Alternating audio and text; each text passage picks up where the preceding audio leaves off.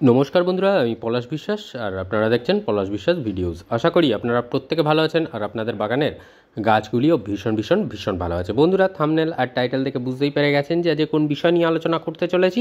হ্যাঁ বন্ধুরা, নীল জবা বা বেগুনি জবা গাছের পরিচর্যা এই মে মাসে কি হবে, কি খাবার দেওয়া হবে, পাতায় কি কি ফোলিয়ার স্প্রে করা হবে, সবটাই আজকের বলবো। এবং এই পরিচর্যা করলে গাছ ভরে ভরে কিন্তু বেগুনি জবা বা নীল জবা ফুটবে। তো এই সেই গাছ। আর এই গাছের যে বিশেষত্ব, কয়েকটা জিনিস ডিফারেন্ট প্রত্যেকটা গাছেরই তো থাকে। তো এই গাছের যেটা হয় যে চড়া রোদ রাখলে পাতা কিন্তু ঝিমিয়ে যায়। এটা একটু মাথায় রেখে সেই রকম বাগানে সেই রকম জায়গায় গাছটিকে রাখবেন।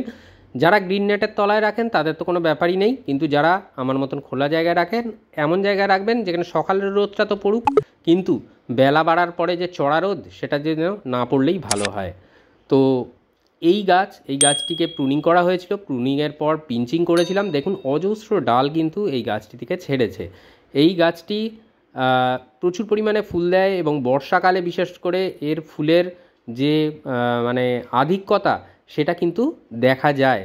তো এখন থেকেই খাবারটা দিতে হবে। খাবার দিয়ে ফুলটাকে আনানোর জন্য এর মধ্যে আমার গাছে কিন্তু কুঁড়ি চলে এসেছে। আমি বেশ কিছু কুঁড়ি কেটে দিয়েছি যাতে গাছের গ্রোথটা ভালো হয়। তো সেই জন্য এবার থেকে আর সবটাই ওই কাটাই ছাঁটাই বন্ধ। আগের পরিচর্যা আমি দেখিয়েছিলাম, বলেছিলাম। তো সেই রকমভাবেই কেয়ারগুলো করেছিলাম। যারা নতুন ভিউয়ার্স যারা করেননি তাদের আর করার কোনো প্রয়োজন নেই, কারণ এরপরে যদি প্রুনিং বা পুইঞ্চিং করেন তাহলে কিন্তু ফুল আসতে অনেক দেরি হবে আর অবশ্যই ফুলটা অনেক দেরি করে পাবেন। তো সেই জন্য এখন যেভাবে খাবারটা দেব সেটা দেখিয়ে দিচ্ছি এবং কতদিনের পরে কী কী খাবার দেবো সেটাও বলে দেবো। তো মিডিয়াতে দিতে হবে খাবারটা। তো মিডিয়া হালকা ভিজে থাকবে, ময়েশ্চার থাকবে, এমতাবস্থায় খাবার দিতে হবে। আগের দিন বৃষ্টি হয়ে গেছিলো আমাদের এখানে, তো সেই জন্য মিডিয়া কিছুটা ভিজেও রয়েছে, কিন্তু খাবারটা আমাকে এখনই দিতে হবে। তাহলে আপনাদের কাছে এই মে মাসের কেয়ারটা সঠিক সময়ে পৌঁছাবে এবং সঠিকভাবে খাবারটা প্রদান করতে পারবেন। তো যেটা ব্যাপার যে দেখুন এখানে কিন্তু কুঁড়ি চলে এসেছে। এর আগে কিন্তু অনেকগুলো কুঁড়ি কেটে দিয়েছি, কিন্তু এবার আর কুঁড়ি কাটবো না। কুঁড়িগুলো আসুক এবং ফুল ফুটুক। তো এবার যেটা বলবো যে যারা নতুন নীল জবা বা বেগুনি জবা নার্সারি থেকে এনে বসাবেন তাদের জন্য মিডিয়াটা কেমন হবে। আপনার বাগানের যে মাটি আছে একটা টবের, সেই মাটি ভরে নেবেন 50%, তার সাথে মিশিয়ে নেবেন 30% কম্পোস্ট। সেটা ভার্মি কম্পোস্ট হতে পারে কিংবা 1 বছরের পুরনো গোবর সারও হতে পারে, সেটা 30% নেবেন। দেখবেন একটা টবের এই দুটো মিলিয়ে মাটি আর কম্পোস্ট মিলিয়ে 80% ভরে যাবে। বাকি যে ফাঁকা 20% খালি পড়ে থাকবে জায়গা, সেটা কি করবেন, সেটা নেবেন 10% ধানের চিটে বা কোকোপিট। ধানের চিটেটা বেশি ভালো কাজ হবে, যারা পাবেন না কোকোপিট নিয়ে নেবেন। আর 10% নিয়ে নেবেন আপনাদের যে বিল্ডিং কনস্ট্রাকশানের জন্য যে বালি ব্যবহার করা হয় সেই বালি ভালো করে বাড়তিনেক ধুয়ে নেবেন, নিয়ে সেই বালিটা মিশিয়ে নেবেন। তো এইভাবে একটা টবের 100% ভরে নিতে হবে আমাদের। মিডিয়াটা এভাবেই বানিয়ে নিতে হবে। যেটা হবে কি, উচ্চ জল নিকাশিযুক্ত মাটি হবে এবং হালকা ময়েশ্চার মেনটেন করবে টবের মিডিয়ায়। আর টবের মিডিয়াটা দেখুন আমারও 2 ইঞ্চির মতন ফাঁকা আছে উপর থেকে মাটি আর টবের, দেখলেই বুঝতে পারবেন। তো এরকম ফাঁকা কিছুটা জায়গা রেখে দিতে হবে, তাতে জল দেওয়ার ক্ষেত্রে এবং গাছে খাবার দেওয়ার ক্ষেত্রে অনেক সুবিধা হয়। এবং এই রকম ফাঁকা স্থান, খালি স্থান রেখে দেওয়াটা ভীষণভাবে দরকার। তো যে ব্যাপারটা করছি, চারিধার থেকে রিং করে নিচ্ছি, কারণ এখানে খাবার দেব এবং খাবার দেওয়ার পরে মাটি চাপা দিয়ে দেবো, দিয়ে জল দিয়ে দেবো। প্রতিদিন সন্ধ্যে 6টায় আমার চ্যানেলে বাগান সংক্রান্ত ভিডিও আসে, তাই যারা বলবো এখনও সাবস্ক্রাইব করেননি করে নিন।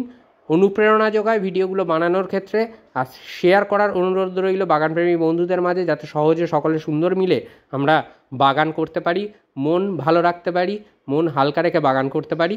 এইভাবে সহজে বাগান করলে দেখবেন গাছও যেমন ভালো থাকবে, তেমন কিন্তু আপনাদের মন অনেক ভালো থাকবে। তো এইবারে যে কাজটা করতে বলবো, খাবারটা দেখাবো, যে খাবার দেবো আমরা টবের মিডিয়ায় এই মে মাসে। কি কি খাদ্য উপাদান নিয়ে নিয়েছি, এখানে হাড় গুঁড়ো বা বোন ডাস্ট নেওয়া হয়েছে 1 টেবিল চামচ। এই বোন ডাস্ট বা হাড়ের গুঁড়ো গাছকে শক্তিশালী করবে, খাদ্য যোগাবে। এটা যেটা দেখছেন এটা GR দানা বা বায়োজাইম নামে অনলাইনে পেয়ে যাবেন। এতে 17 থেকে 19 রকমের অনুখাদ্য বা মাইক্রোনিউট্রিয়েন্ট থাকে, যেটা গাছে ফুল আনতে বিশেষভাবে কাজ করে। 1 চা চামচ পরিমাণে নিয়ে নেবেন এখানে এপসাম সল্ট বা ম্যাগনেসিয়াম সালফেট। এটা DAP, এই ডিএপি আপনাকে নিতে হবে টবের সাইজ অনুযায়ী। আপনারা 10 থেকে 12 দানা ডিএপি নিয়ে নেবেন। তার পাশাপাশি নিতে হবে এটা নিমখোল। নিমখোল 1 টেবিল চামচ নেবেন। আর জিআর দানা যেটা, এটা 1/2 টেবিল চামচ নেবেন, যেটা বলছি। আর এটা লাল পটাশ, এটাও 1 টেবিল চামচ নিতে হবে। এর পরিবর্তে অর্গ্যানিক পটাশ বা বায়ো পটাশ যারা ইউজ করেন তাহলে আরও ভালো হবে। সেটাও 1 টেবিল চামচ পরিমাণেই নিতে হবে আপনাদেরকে। আর এরপরে যেটা দেখতে পাচ্ছেন, এটা লেদার মিল, এটা 1 চা চামচ পরিমাণে নেবেন, খুব বেশি নেওয়ার দরকার নেই।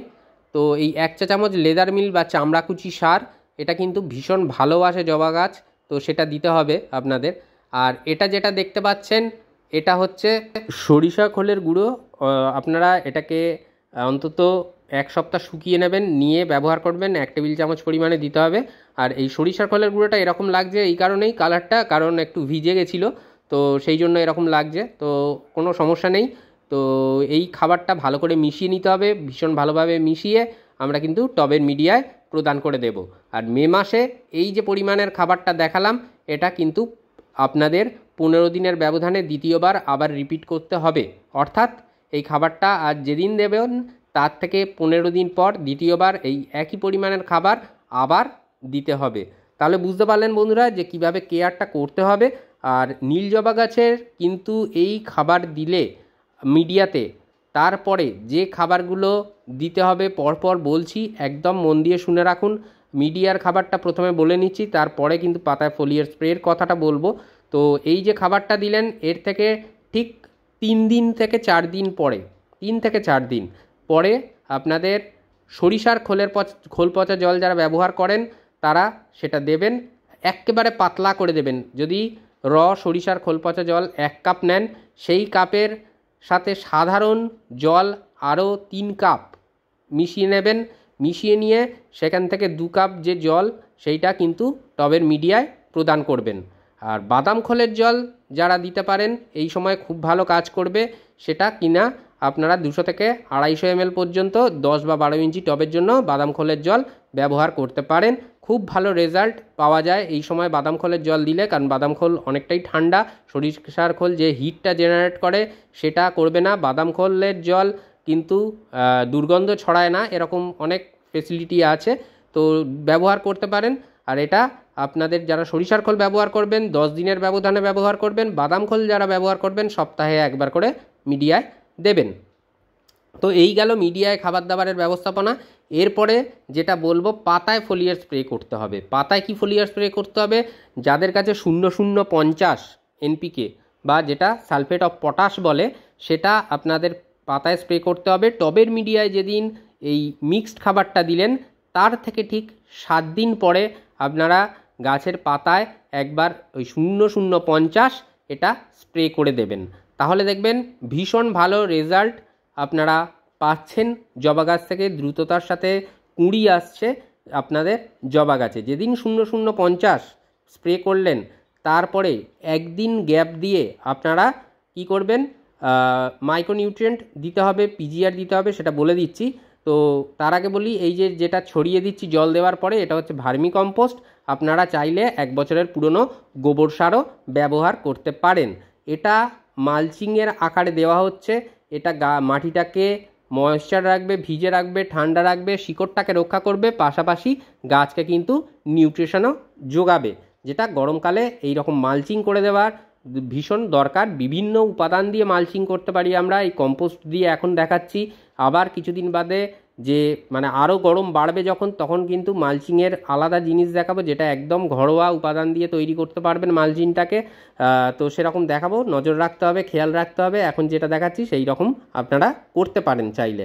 তো এরপর যেটা বলছিলাম যে যেদিন গাছের পাতায় 0050 স্প্রে করলেন তার থেকে ঠিক 1 দিন পরে, মানে একটা দিনের গ্যাপ দেবেন, দিয়ে পিজিআর বা প্ল্যান্ট গ্রোথ রেগুলেটর, আমি বুস্টার 2 দেখাচ্ছি মানে এটাই দিতে হবে এমনটা নয়, যে কোনো পিজিআর আপনারা দিতে পারেন। প্ল্যান্ট গ্রোথ রেগুলেটর একটা স্প্রে করে দিতে হবে আপনাদের গাছে। তাহলে কুঁড়ি ঝরা অনেক কমে যাবে, ফুলের আকার বড় হবে এবং প্রচুর পরিমাণে গাছ কিন্তু ঝোপালো হবে। তো এই কেয়ারটা আপনাদেরকে করতে হবে। এই পিজিআর বা প্ল্যান্ট গ্রোথ রেগুলেটরটা আপনাদেরকে কিন্তু এই সময় স্প্রে করতে হবে ঠিক যেদিন খাবার দিলেন, মানে পাতায় যেদিন স্প্রে করলেন 0050, তার থেকে ঠিক একদিন গ্যাপ দেবেন, তারপরের দিনই আপনারা এই প্ল্যান্ট গ্রোথ রেগুলেটর বা পিজিআরটা স্প্রে করে দিতে পারেন। যেদিন পিজিআর স্প্রে করলেন তার থেকে 2 দিন মাঝে গ্যাপ দেবেন। গ্যাপ দেওয়ার পরে একটা অনুখাদ্য বা মাইক্রোনিউট্রিয়েন্ট বা ভিটামিন, যেটাই বলি না কেন, দিতে হবে। আমি বায়োভিটা এক্স দেখাচ্ছি, মানে এর বিজ্ঞাপন করছি না বা এটাই দিতে হবে বলছি না।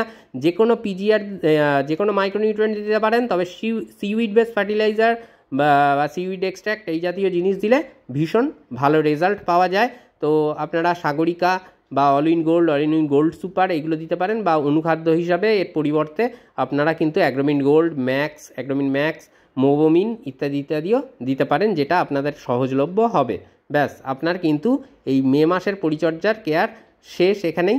আর যেটা বললাম, 15 দিন পরে যখন টবের মিডিয়ায় পুনরায় খাবার দেবেন, তারপরে আবার এইভাবে খাবারটাকে চক্রাকারে আবার রিপিট করবেন। আশা করি বুঝতে পারলেন।